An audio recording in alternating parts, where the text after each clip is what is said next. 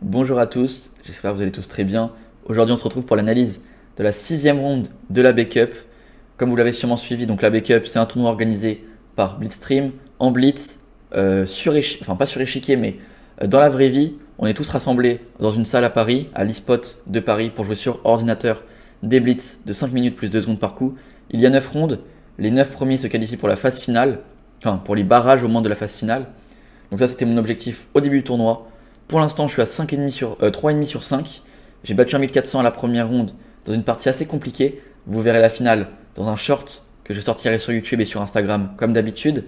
Il sortira normalement demain, lundi, normalement, peut-être mardi, je ne sais pas encore. Ensuite j'ai battu un maître feed, vous avez pu voir l'analyse sur YouTube. Ensuite j'ai battu un streamer 2250 sur chess.com 1900 feed. Et ensuite j'ai fait nul contre le grand maître Laurent Fraissinet 2630 feed. Et je viens de perdre contre le grand maître Trégubov qui a fait finaliste de la Bake-Up. Il a perdu contre Kosteniuk, sa femme, qui est championne du monde au passage. Et donc là, je suis à 3,5 sur 5, c'est la sixième ronde. J'ai les noirs contre un joueur classé 2160 sur chess.com.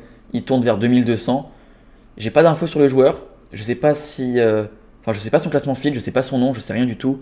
Je sais pas si il a un classement feed plus élevé, pas élevé, je sais rien du tout en fait. Je sais juste qu'il est vers 2200 et qu'il a terminé 10ème de la Bake-Up à une place près des qualifications. Il a dû avoir un peu le seum. Et voilà, il a fait un gros tournoi pour son elo, donc un joueur. Faut faire attention malgré la différence d'elo.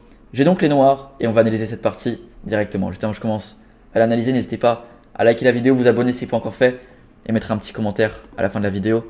C'est parti. Il m'envoie D4. Je réponds donc D5 et il me joue fou F4, le système de Londres. J'ai fait plusieurs vidéos sur le système de Londres avec des variantes différentes, 2-3 variantes différentes que je vous ai proposées. À chaque fois, des variantes assez simples, enfin assez simples, non, pas trop du coup, assez compliquées, mais qui vous permettent de prendre un avantage assez simplement, toujours sans trop de problèmes. Du coup, ici, j'ai décidé de jouer C5. C'est une des variantes que je vous ai proposées. Après E3, on répond cavalier C6. Votre adversaire vous joue C3. Vous pouvez donc jouer E6. Vous bloquez volontairement votre fou. Il va donc faire cavalier D2, vous allez jouer cavalier F6, c'est la partie. Cavalier GF3. Et maintenant, je décide donc de prendre le pion D4. C'est une variante que je vous ai proposée en vidéo, c'est une variante que j'ai jouée en National 1 adulte cette année contre Esté Aubert, plusieurs fois championne de France. Je l'ai battue, alors pas assez facilement, mais cette variante m'a permis de prendre l'avantage dans l'ouverture. Voilà, donc je vous conseille vraiment cette variante. Pion prend et cavalier H5. Après cavalier H5, il y a plusieurs coups différents. Il y a fou E3, il y a fou G3 ou il y a fou G5. C'est les trois variantes à connaître. Mon adversaire décide de jouer fou G5. C'est le coup le plus joué si je dis pas de bêtises. En tout cas, c'est celui qu'on me joue le plus à moi. Ok, fou E3 c'est plus joué que fou G5. Mais on me joue quand même plus fou G5 que fou E3. Voilà, c'est quand même les deux coups à connaître. Et vous voyez, voilà pourquoi cette variante, je l'aime bien. Sur fou G5, il y a seulement 19% de victoires blanches dans des parties de joueurs titrés. 21% de matchs nuls. Et après fou G5, 60% de victoires des noirs sur cette variante. Ça paraît complètement fou. Et sur fou E3, c'est serré. C'est environ du 50-50, mais je préfère quand même la jouer avec les noirs. On joue donc fou G5. Bon, je réponds donc ce que je connais. F6, on en a déjà parlé. Mon adversaire me répond donc fou E3 et je réponds fou D6. Ici, il me répond fou D3. C'est pas la ligne principale, c'est même une petite erreur. Ici, normalement, les blancs jouent plutôt G3 pour enlever les idées avec cavalier F4, on va en parler. Ou alors fou B5. C'est deux coups qui sont assez joués. Il y a un autre coup aussi intéressant que on me l'a déjà joué, mais c'est pas hyper bon, mais c'est intéressant. C'est cavalier E5 pour venir menacer dame prend H5 et sacrifier ce cavalier contre l'autre. Mais ici, moi perso, je fais juste G6, je défends ce cavalier et celui-là est toujours attaqué. S'il vient prendre, on fait pion prend, petit roc et derrière on a le centre. Et s'il joue plutôt avec cavalier D3 pour recycler le cavalier, on peut jouer avec petit roc et E5. Et encore une fois, on a le centre et les noirs sont très très bien. Donc ici, mon adversaire décide donc plutôt de jouer fou D3. Fou D3, ça m'a paru un peu bizarre. Pour moi, c'est une imprécision. J'ai donc directement joué cavalier F4. Ouais, j'ai pas trop réfléchi, ouais. Une seconde, j'ai réfléchi. Directement, j'ai su cavalier F4. Fou D3, ça me paraissait bizarre. Il me laisse l'attaque sur le pion G2. Il me laisse l'attaque sur le fou D3. Je sais très bien que s'il prend, il me donne la paire de fous. J'ai un gros avantage. Et si il repart, bah, il a juste perdu un temps. Et il décide de repartir. Peut-être que c'est pas le meilleur coup, limite, peut-être faut qu'il donne la paire de fou, je pense. Hein. Ouais. Fou prend F4, fou prend. Et sur G3, ouais, fou C7, petit roc, petit roc. Et après, c'est une partie. Il n'a pas le fou du fianchetto, donc peut-être un plan rapidement avec tour E1. Alors, je sais pas s'il vaut mieux. Non, on s'en fout, ouais, non. Ouais, non. On peut jouer Dame C2 plutôt pour jouer sur mon roi. Bon, après, c'est une partie. Mais voilà, ici, je suis content. J'ai pris sa paire de fou. Il décide de jouer fou F1. Dans cette partie, j'ai pas mal de pression parce que je viens d'enchaîner match nul et défaite. Bon, en face, c'était deux grands maîtres. On peut se dire c'est déjà bien d'avoir fait outre Laurent Fraissinet. Mais en soi, ça me fait perdre quand même 1,5 point dans le tournoi. Je sais que la qualification est à 6,5 sur 9. Je suis à 3,5 sur 5. J'ai le droit donc à faire qu'une défaite et 3 victoires. Ou 2 matchs nuls et 2 victoires. Donc je sais que celle-là, faut pas que je le rate. Faut pas que je le rate. Donc j'ai beaucoup de pression. Bon, je lui envoie petit roc. C'est le meilleur coup. Bon, je savais à peu près ce que je faisais encore. Il fait donc G3 pour me chasser mon cavalier. Je fais donc cavalier G6. Vous voyez que j'ai encore 5 minutes et 3 zones à la pendule. J'ai encore plus de temps qu'au début de la partie. Voilà, je suis assez serein encore dans ce que je fais. Il me répond fou G2, c'est le coup logique. Je lui envoie E5, toujours pas de réflexion de mon côté. Je prends le centre, je fais des coups logiques. Il me répond petit roc, sans trop réfléchir non plus. Et je lui envoie E4. Alors la pendule est peut-être bloquée. Pourquoi? Non, la pendule. Non, elle n'est pas bloquée la pendule. Ok, je crois qu'elle était bloquée. Je lui envoie donc E4. C'est le coup assez logique, je pense. Parce qu'en fait, qu'est-ce que je peux faire à part E4? Si je prends, je vais créer un pion isolé. Si je fais rien, ça ne sert pas à grand chose. Donc je préfère jouer E4, forcer cavalier E1 et jouer F5 pour menacer F4 qui me menacerait de complètement péter sa structure. Imaginons coup d'attente F4, le fou est enfermé et je peux donc complètement défoncer sa structure. Je peux jouer fou prend ou cavalier prend. Je suis très très bien ici. Il fait donc F4, bien joué, il contre-attaque. Et là, je fais E prend F3. E prend F3, ça m'apparaît être le coup un peu forcé. Mais peut-être que j'avais peut-être mieux à faire. Je sais pas. Je sais pas, j'avais peut-être mieux à faire. Peut-être j'avais le temps en fait. Hein. Peut-être j'avais le temps. Peut-être je peux jouer des coups du style... Ah, je sais pas. Peut-être cavalier bouge pour préparer H6, G5. Je sais pas ce que pense l'ordinateur. Ouais, cavalier G7, c'est un peu un coup que je pensais. Et s'il fait un coup d'attente, peut-être H6. Je sais pas si il peut jouer ce qu'il veut. Hein. On va dire A4 pour venir essayer de contre-attaquer. Maintenant, peut-être qu'on peut jouer H6. Et là, l'ordi donne tour F2 pour les blancs. Ils n'ont pas trop de coups, en fait, ils attendent. Et maintenant, on peut peut-être préparer la poussée à base de roi H7, fou D7, tour G8, dame C7, tour F8, G5. Je pense que c'est un plan à long terme, mais les blancs, ils n'ont pas trop de coups. Donc ça peut être intéressant. Donc ça pouvait être intéressant. Je marque intéressant. Mais E prend F3, c'est peut-être trop tôt, ouais. Je rends l'avantage à mon adversaire. Il fait donc cavalier prend F3. Là, par contre, ça, c'est pas très précis. Hein. C'est pas très précis, cavalier E prend F3, parce qu'il me laisse la possibilité de pousser en F4. Dame prend est plus logique pour venir directement mettre la pression sur ce pion D5, me forçant quasiment fou E6. Et après, peut-être mettre un cavalier en D3 pour le mettre en F4. C'est peut-être plus logique que le cavalier prend F3 qui me laisse F4. Il fait donc fou F2 pour reculer. Et je fais donc pion prend F3, pion prend G3. Il fait donc fou prend. Assez logique. Je décide donc de faire fou prend, pion prend et dame D6. Je mets la pression sur ce pion G3. Je pense que je suis mieux. Ouais, légèrement mieux. Il y a la faiblesse. J'ai les colonnes ouvertes. Bon, j'aime bien ma position. Il fait donc dame B3. Il essaie de sortir la dame pour me mettre un peu la pression sur mes deux faiblesses. Un pion isolé qui est obligé d'être défendu par la dame. Et si je bouge mon fou, je perds le pion. Donc il faut faire attention. Dame prend G3 n'est pas possible à cause de dame prend D5 échecs. Roi H8. Et maintenant, j'ai plus trop de menaces. Je pense qu'ici, c'est avantage blanc. Ouais, dame G5. Et c'est avantage blanc. Donc on va faire plutôt fou E6 comme je l'ai fait dans la partie pour venir défendre ce pion.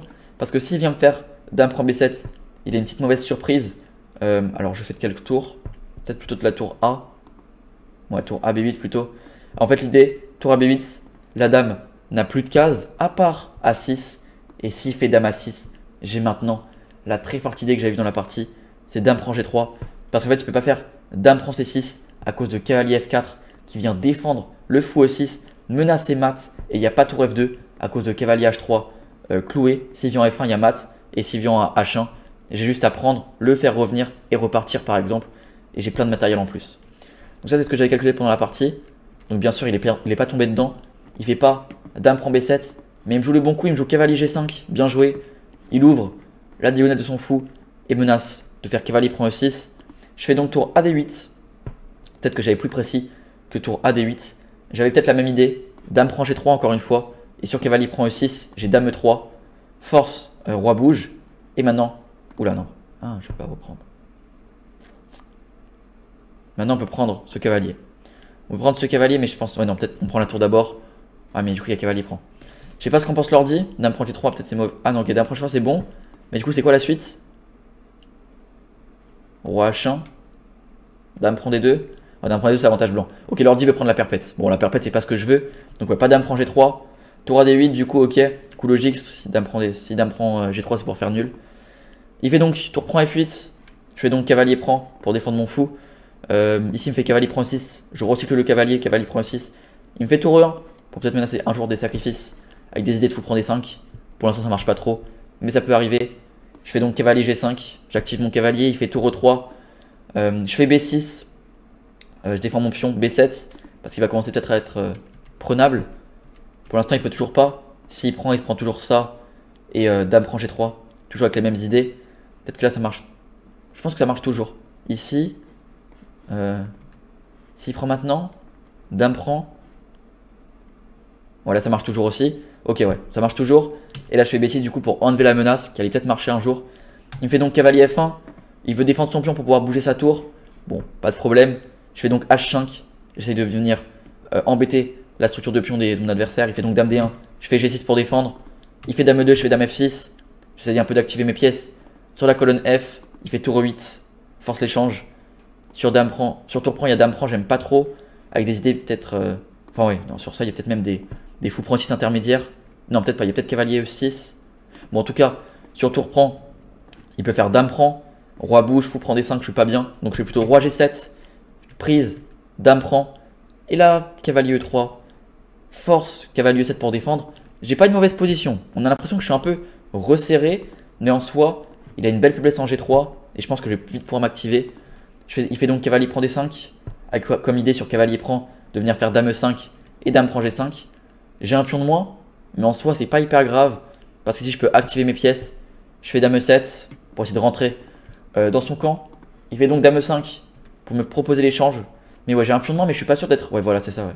C'est 0-0. Hein. Sur dame prend E5, c'est même léger avantage noir. Donc ouais, pion de moins, mais comme il y a des faiblesses, le cavalier a beaucoup de cases. Il y a 3 îlots de pions côté blanc. Mon roi est plus centralisé que le sien, donc c'est avantage noir. Je fais donc cavalier G4. J'attaque ce pion E5. Il fait E6. Je fais roi F6. Et là, il me joue un coup bizarre. Il me joue fou H3.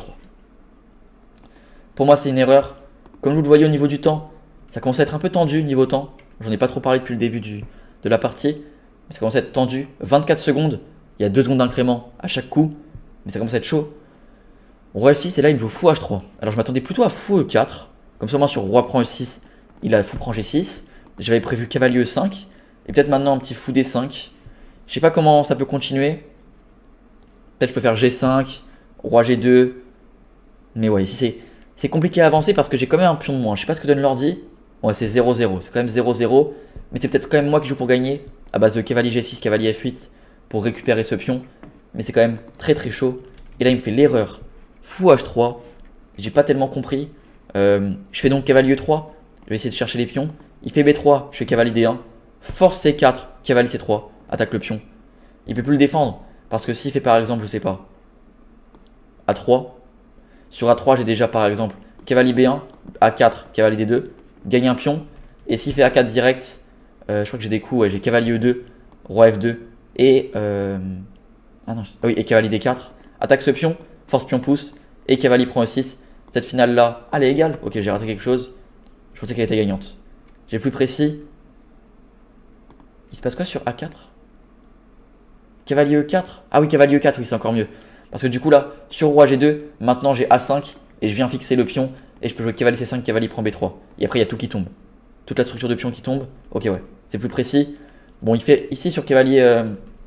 Donc j'ai tout attaqué. Il me fait roi F2. J'ai toujours un gros avantage. Je fais donc cavalier prend A2. J'ai plus de pions de moins, mais il a toujours 3 îlots de pions. Il fait roi E3. Je fais cavalier B4. Je sors de la menace. Mais cavalier B4, c'est pas le plus précis. Ici, en fait, je pouvais jouer A5 encore une fois. Bonne idée A5 à la place de cavalier B4, qui est une erreur. Parce qu'à 5, je viens fixer la structure de pion. Et il a pas tellement de coups. Hein. Il a pas tellement de coups. Ah, j'ai peut-être même G5. Hein. G5, c'est peut-être encore plus fort. pour venir menacer G4, gagner le pion. Il n'a pas tellement de coups encore une fois. Ouais, je suis à plus 4 ici, plus 3, plus 4 pour moi, donc c'est moins 4 la position. C'est complètement fini, je vais pouvoir jouer G4 et roi prend, c'est tellement dommage. A 5 pareil c'est gagnant mais c'est moins précis. Mais ouais pareil c'est complètement gagnant. Et moi je décide de faire cavalier B4, je rends quasiment l'avantage, c'est que moins 1 maintenant. Il fait donc roi D4, je fais G5, mais un coup trop tard. Il fait donc C5, je joue G4 intermédiaire pour menacer le fou. Il me fait fou F1, et là je joue un coup qui va égaliser la position, je fais roi prend E6. J'avais plus précis que ça. Alors qu'est-ce que je pouvais faire à la place de roi prend E6? Peut-être cavalier C6 avec pour idée sur cavalier C6, je sais même pas. Ouais, je pense qu'il peut jouer. Ah, même ça c'est chaud. Hein. Ouais non c'est gagnant. En fait sur roi D5 il y a cavalier E7, roi D6. Hein, quoique. En fait je voulais. Alors je sais pas si ça marche. Je voulais faire cavalier. Sur roi D5 je voulais faire cavalier E7, roi D6. Ouais non c'est nul, ok. Je voulais essayer d'aller chercher, ouais j'ai pas le temps. Ouais du coup il faut juste ramasser ça. S'il prend ça, on ramasse. Et s'il prend pas, on va juste par exemple faire ok. L'ordi donne fou A6. Et maintenant on peut faire cavalier F5. Parce que maintenant sur roi D7, j'ai l'idée que je voulais faire tout à l'heure, qui était de faire H4 pour donner ce pion et pousser celui-là. Forcer le fou à défendre. Et maintenant, on peut se permettre de pousser un autre pion. Par exemple A5, A4. Et venir pousser. L'ordi, c'est pas si clair dit l'ordi. Hein. Ouais si ok. Il faut juste qu'il calcule. Ouais, il faut juste qu'il calcule et c'est gagnant, ok. Ouais, s'il prend du fou, je vais à dame. S'il prend du pion, je fais pion pouce. Et pareil, il y a un des deux pions qui va à dame. Mais ouais, j'avais ce genre d'idée que malheureusement j'ai raté. J'ai fait roi prend C6 roi prend E6 à la place. Il fait prise, je fais prise. Il fait fou C4, je fais roi D6. Et là, il me fait fou F7. Et fou F7, c'est une énorme gaffe. Mais je me trompe. Je me trompe sur fou F7. Il me redonne l'avantage. Mais non, je me trompe pas direct. J'ai d'abord joué H4 qui est le bon coup. Je viens donner ce pion pour pousser le deuxième. Il fait donc roi E3. Et là, je rate le gain. Je fais roi E5. Alors qu'il fallait faire le coup magnifique qui est cavalier D3 pour forcer G2. En fait, ici, il prend mon cavalier, je fais G2 et je vais à dame. Et maintenant, il ne peut plus défendre l'arrivée du pion. Le seul coup à la limite, c'est peut-être fou D5. Mais même ça, c'est perdant. Je fais juste roi prend. Le pion c'est pas dans le carré. Du coup, c'est complètement perdant. Je sais pas ce que dit l'ordi. Ouais, il donne roi F3. Mais maintenant, j'ai juste cavalier E5. J'en ai pas parlé, mais ok, il y a juste une fourchette en 1. Et on va ramasser le pion. Et c'est gagné. J'ai raté ici avec cavalier D3 qui était complètement fini. Coup brillant, cavalier D3, on peut le dire. Et à la place de ça, j'ai fait roi E5. C'est complètement égal.